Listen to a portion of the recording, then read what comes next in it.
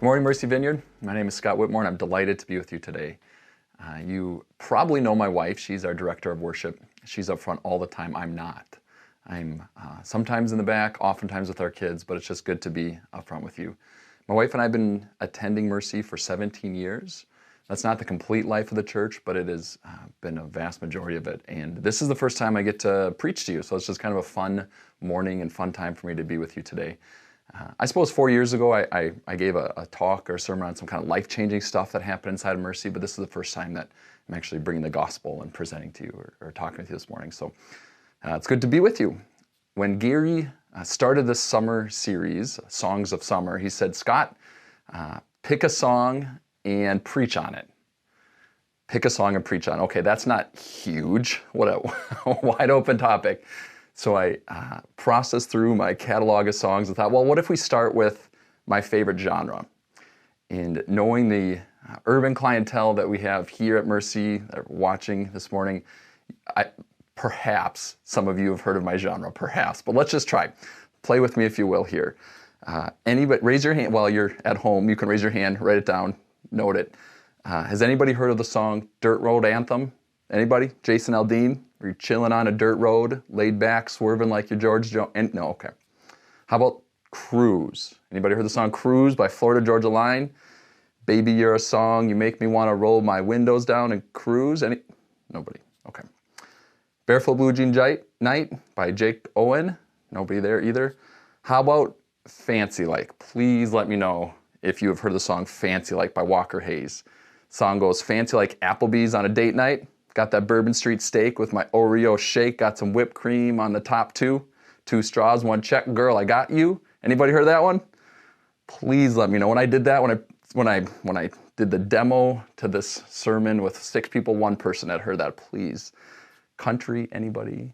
COU, country, my favorite genre. No, that's not well represented here, so I thought I'd bring it back. Okay, so I thought of my favorite genre. And then thought, nah, that's not going to fly. Probably not a lot of folks know country here. Maybe some, probably not a lot. I mean, maybe that last song, Fancy Like, because that's my favorite restaurant, Applebee's, anybody? Maybe fit that in somehow. 2 for $20, half-price appetizers. Nah, I don't think so. So let's pass on that. Perhaps you're then thinking, boy, I bet that's one musical family. Well, let me tell you, Amy got all the musical talent. This boy got not a lot. I mean, my mom thinks I sing like Andrea Bocelli. No, I really don't. So no, I'm not going to be singing for you. What you got there, you got a little bit of like country flow. That's the max you're going to get from any sort of like singing from me today. Needless to say, I won't be singing for you. Let's talk about this. Do you remember the first music you ever received as a gift? Your first gifted music.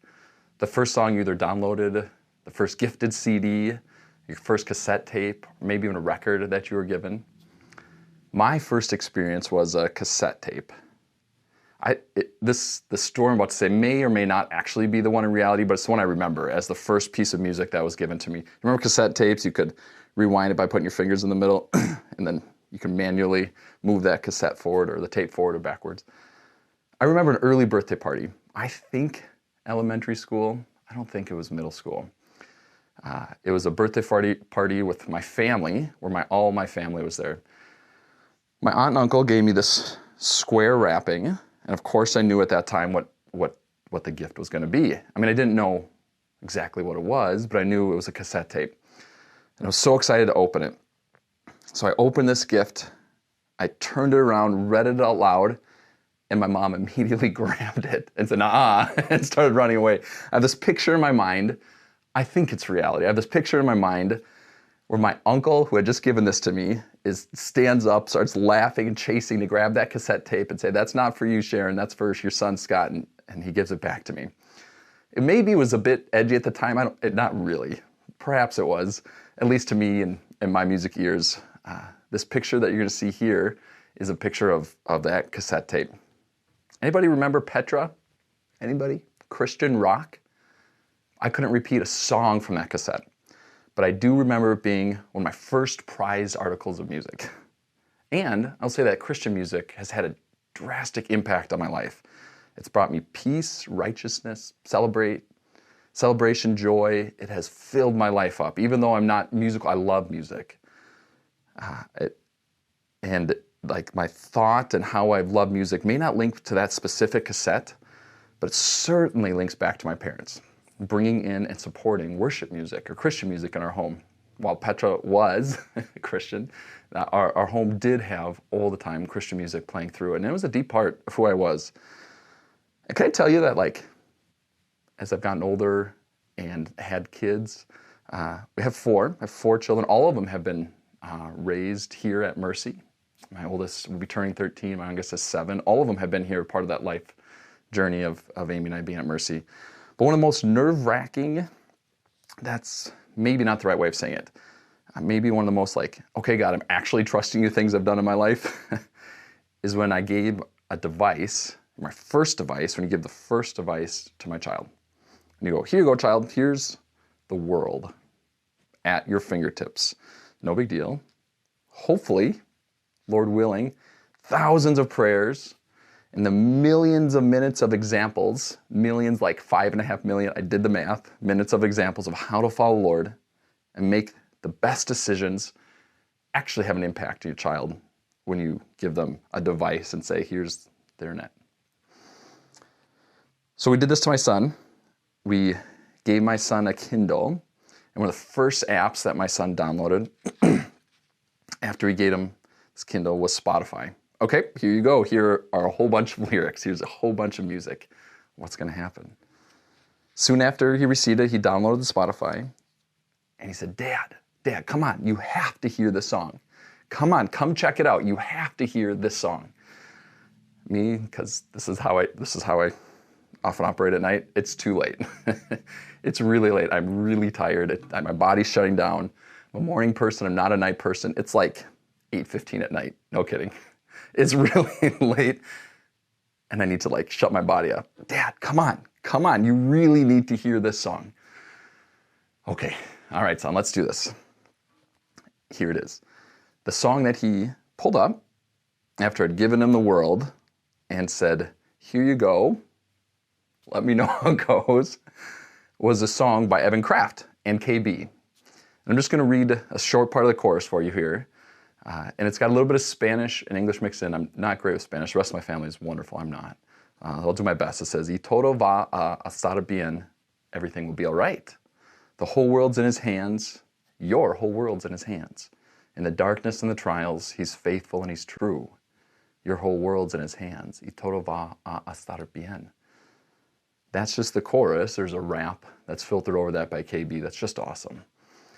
After I listened to the song, I immediately brought it downstairs to Amy and replayed it probably a half dozen times with the family there. And tears in my eyes as we're like playing this, not necessarily sobbing, but just sitting as I'm like playing the song out loud. And my son said, hey, come and listen to this. This is the song I found. And if you want those tears, just watch that song till the end when they're singing, he's got the whole world in his hands. And the kids are singing it with Evan Kraft. And then they start singing in Spanish. It's just awesome. See, there's something powerful about seeing prayers answered before your eyes, about bearing witness to, especially when you know there have been generations of hope and faith put into those prayers. There's something real powerful about that, and that's where those tears came from. We'll drop back to that song later, but that's what we're going to talk about today. Seeing these generations of hope, faith, and prayers answered is what we're going to talk about. From my folks playing music to gifting me music, to seeing that, how important it is in my life, and then giving my son, family, the ability to make their decisions. And here's what they bring back is that song, Be All Right. That's what we're going to talk about. Seeing those generations of hope, faith, and prayers answers what we're talking about. So let's pray. God, we welcome you into today. Welcome you into what you're doing right here, right now, as I talk in my life, as it's listened to and recorded, whoever hears this, as we're listening. We ask that your presence come right now. You're God. You get to go like, I am in that room, I'm in that room, I'm in this room, all at the same time. And so that presence come all at the same time. Right now, in the name of Jesus, amen. So today you're joining me in my faith journey. So I've been spending a lot of time the last 3 years, 4 years with N.T. Wright, digesting scriptures to understand them deeper. N.T. Wright is a current day author and theologian who wrote this whole series on the New Testament.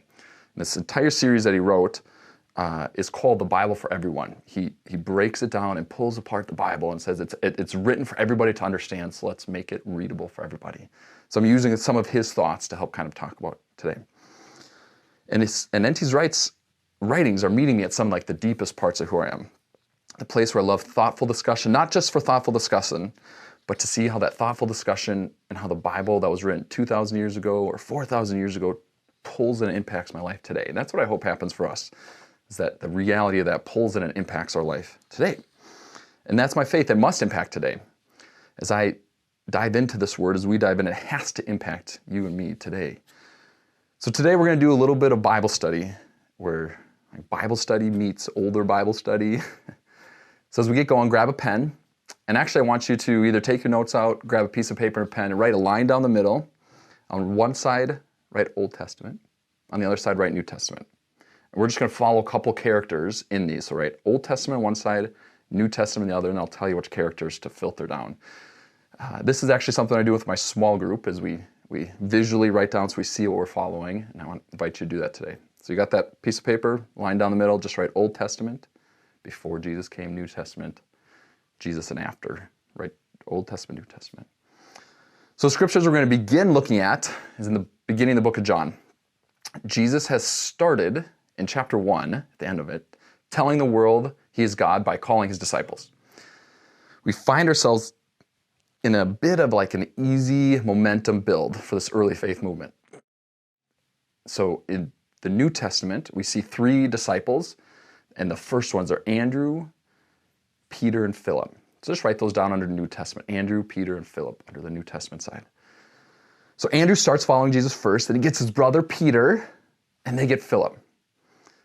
So after Andrew says yes, his brother Peter says, I'm coming, I'm in, and we just see this thing start to build. They find Philip, and all 3 of them right away say yes to Jesus. We're in, we're following you, we see what we're doing, Jesus. These are the first 3 disciples, and they say we're in. Then Philip goes to find his friend, the 4th. And this is one we want to spend some time thinking about. Write down Nathanael after Philip. So the first 3, and then Nathanael. Circle Nathanael. That's who we're thinking about, Nathanael. Circle him. And then we get our first momentum, like stop. We skid a little bit here, or we get doubt from a skeptic. Let's read about it. John chapter 1, verse 43 through 46. The next day, Jesus decided to leave for Galilee. Finding Philip, he said to him, follow me. Philip, like Andrew and Peter, was from the town of Bethesda.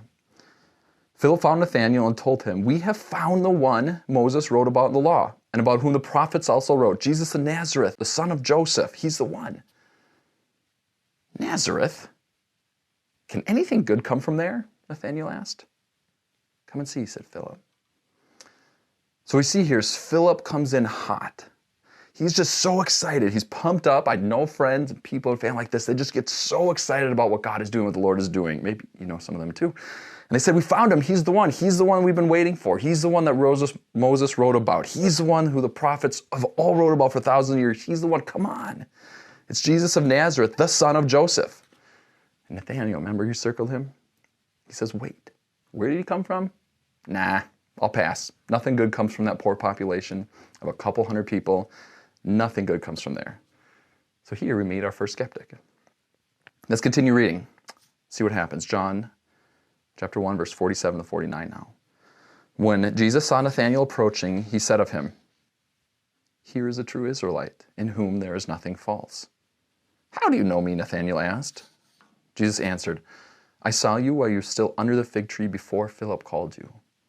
Then Nathanael declared, Rabbi, you are the Son of God. You are the King of Israel. So somehow Nathanael continues and goes with Philip, even though he gave first doubt. He said, I'm going to come with you. And when Jesus sees Nathanael, he looks at him, and he perhaps quotes a psalm from Psalm 32 to him and speaks directly into Nathanael's heart. And he says, here is a true Israelite, in whom there is nothing false. Quick stop. Did you just see that God said, here's a true Israelite, in whom there's nothing false, to one who was not quick to believe? To one who doubted and said, prove it to me? Does that resonate with anybody? God said, here's a true Israelite, to one who doubted. I think you are in my doubts okay. Because God looked at him and said, you are a true Israelite. And then Nathanael says, don't pretend you know me. You don't know me. I'm wondering if Nathanael was thinking that maybe he was set up by Philip. Maybe he said, nah, my friend went ahead of me and told Jesus about me. But Jesus answers, Nathanael, but I do know you. I was with you right where you were before your friend Philip came. You were under a fig tree and I saw you there. See, that small bit of prophetic power of Jesus showing a glimpse of his godness was enough for Nathanael to believe. After Nathanael's profession of belief, saying, you are the King of Israel, Jesus says something I want to study. It's up on the screen. He continues and goes, Jesus said, you believe because I told you I saw you under the fig tree. You shall see greater things than that. He then added, I tell you the truth, you shall see heaven open and the angels of God ascending and descending on the Son of Man. In other words, Jesus said, you think you saw something? You think you saw something by me being with you before your friend came? Yes, that was my kingdom at work. But buckle up. Let me tell you, you are going to see, and in fact, are seeing right now what looks like when full access of heaven meets earth. Outside of this face value of the statement by Jesus, what is he saying here to Nathanael? It's actually quite beautiful. It's easy for me to say, I got it, Jesus. You're telling Nathanael that he will get a vision and see angels attending you. Sure, that's the first blush. But John, as he writes his whole book, he never minces his words. He's always purposeful, John is, about what he puts in his book. So why did John record this conversation specifically with Nathanael? And why did he specifically write these words from Jesus? This is actually much deeper than Jesus simply saying, I can give you visions of heaven and prove to you that angels will tend me. It's a lot deeper. See, Jesus is drawing Nathanael to a story about Nathanael's forefathers that Nathanael would have known. It's a story that came 40 generations earlier, and one that the current generation, that the Nathanael generation of Israelites held dear, and one that they were placing their daily hope, faith, and prayers in. So let's look at that story. You remember when I said we're going to do a Bible study on a Bible study? We just did the New Testament versions when Jesus came in after. And now let's see how the Old Testament version, 2,000 years prior, fits in. So this is, if you're taking notes on characters on the Old Testament side, this is what we're going to fit in. So let's go to Genesis and read about where the story relates. Genesis chapter 28, it's up on the screen, 10 through 17. Jacob left Beersheba and set out for Haran. When he reached a certain place, he stopped for the night because the sun had set. Taking one of the stones there, he put it under his head and lay down to sleep. He had a dream in which he saw a stairway resting on the earth, with its top reaching to heaven, and the angels of God were ascending and descending on it. Sound familiar? There above it stood the Lord, and he said to Jacob, I am the Lord your God, the God of your father Abraham, the God of Isaac. I will give you and your descendants the land in which you are lying. Your descendants will be like the dust of the earth, and you will spread out to the west and to the east, to the north and the south. All peoples on earth will be blessed through you and your offspring. I'm with you, and will watch over you where you go, and I will bring you back to this land. I will not leave you until I have done what I have promised. When Jacob awoke from his sleep, he thought, surely the Lord is in this place, and I was not aware of it. He was afraid, and he said, how awesome is this place? There is none other than the house of God. This is the gate of heaven. Okay, so on the Old Testament side of your paper, write Abraham, right next to him, grandfather. Write Isaac, right next to him, write dad. Then write Jacob, son, and circle him. So God had spoken to Abraham, the grandfather, then he spoke to the dad, Isaac, and now he spoke to Jacob. And this is the story of Jacob hearing that. In verse 12, we see the same verbiage that Jesus used with Nathanael. It's the exact same, actually. It's the origin of that language when Jesus tells Nathanael, you shall see heaven open and the angels of God ascending and descending on the Son of Man. This vision has a stairway that connects earth to heaven, and God speaks to Jacob from heaven about his promise for earth.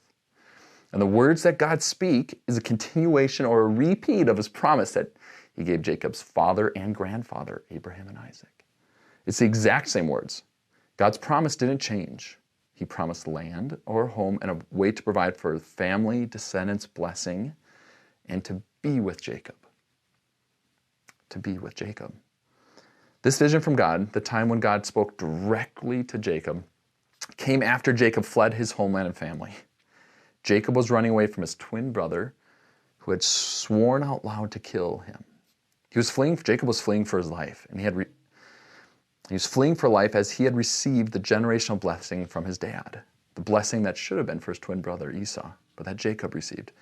Jacob just received this lineage blessing from his father for a promised land, fruitful descendants, and a full life. And now he was running for his life without anything to his name except those words and those promises.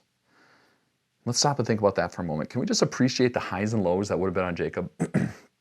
Can we imagine like the euphoria of being the one to receive the blessing that their family held so dear and so true? The blessing that came from God to his grandfather, Abraham. The blessing that came and was repeated by God to his father, Isaac. And that same blessing that was now given to him. I'm sure that this tribe of people held this word blessing from God so sacred, so dear to them. It was probably like the constant water cooler conversation was around this blessing. How would it be fulfilled? Were they living in the blessing now? When would it be fulfilled?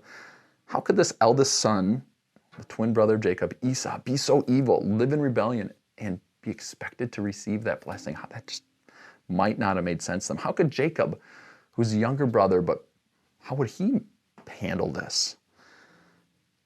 And then Jacob gets all of these big emotions, all of this continued lineage conversation, blessing spoken to him. The promises were spoken to him. The most prized possession these people had, period, was given to him, words from God. And he had to leave. He left without anything. No people, no possessions, no land, no flocks, nothing. He was living in this promise unfulfilled. I can imagine him crying out to God and saying, "This is a blessing, really? Are you serious? I'd rather have food or water right now, or I'd rather have rest, or I'd rather have my family back.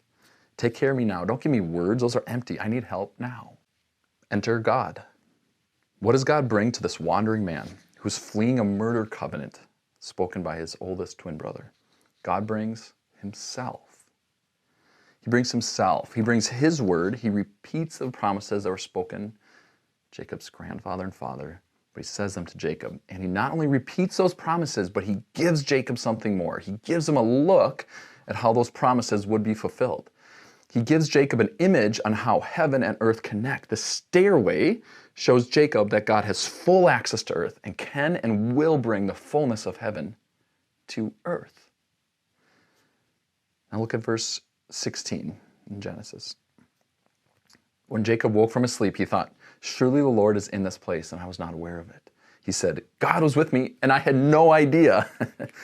See, right in the middle of Jacob's fear, loneliness, isolation, and unfulfilled promises, God was with Jacob.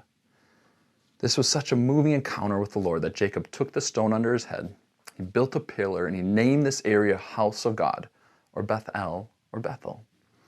And this place, Bethel, would be a place of worship for the Israelites for the next 1,000 years. It would be known as a place of worship and as a place where God would speak, as a place where God would call his people back to. And that name for the house of God, where God was worshipped, Bethel, you probably have heard Bethel, Bethel worship, Bethel seminary, Bethel school. That word is still, and that place is still having, that word is still having an impact on our worship today. So let's go back to the New Testament for Nathanael. So the Israelites of Jesus' day with Nathanael would all have known about the vision that Jacob received. It was a pillar moment in their community's faith walk where God confirmed his promise for a third generation in a row, where God met Jacob in his destitution and he gave him a glimpse of what it looked like when heaven meets earth. Remember that conversation that Jesus had with Nathanael when he called Nathanael to be his disciple? Remember how shocked Nathanael was when he heard the minor prophecy that Jesus gave him about seeing him under the tree before they were introduced to each other?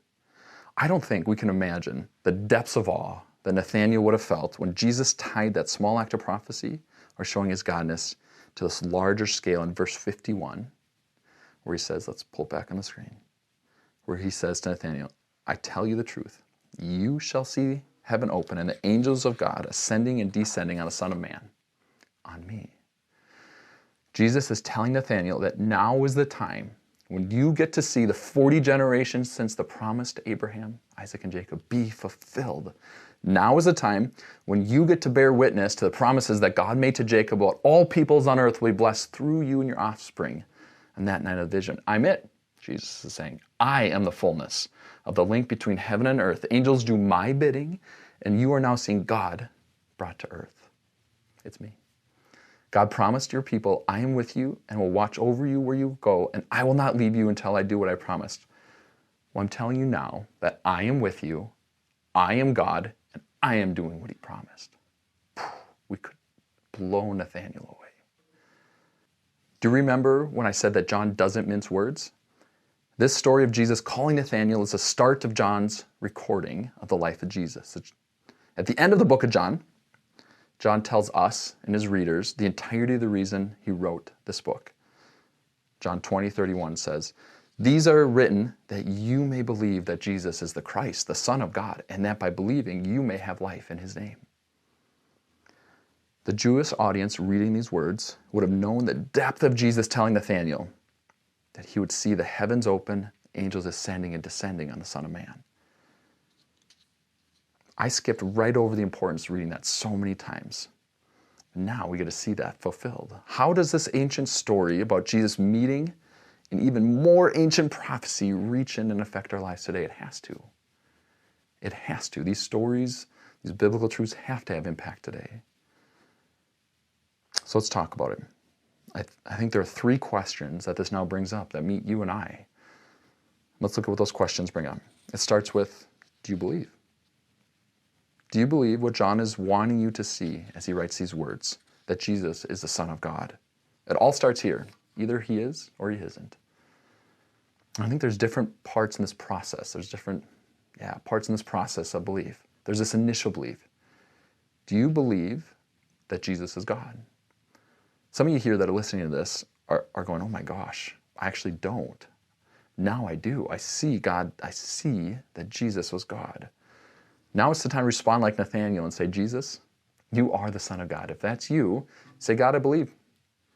God, I believe in you, and I want you, God, to come and be part of my life forever, and I need you. Say that. And then let somebody at Mercy know. Reach out to staff at Mercy, let them know so they can say, let's start figuring this out together. And they'll welcome that conversation. That's the start. But then there are those of us that maybe have believed for a while. This continuing or this deeper belief now is for us. So some of us here believe that Jesus is the Son of God, but desperately want more of what Jesus has for us in our life. See, God called Nathanael, who was already waiting on the Messiah, to a deeper relationship with him. God said, follow me. Some of us have had or currently have a relationship with God. The Lord right now is calling you again to follow me. You know it because Jesus is talking to you and your heart's beating. And you go, that is from the Lord. He's pulling at your thoughts. He's pulling at your emotions right now, just like he did to Nathanael. If that's you, say, God, I want more of you. I want to follow you. I want to follow you more. Show me how to do that.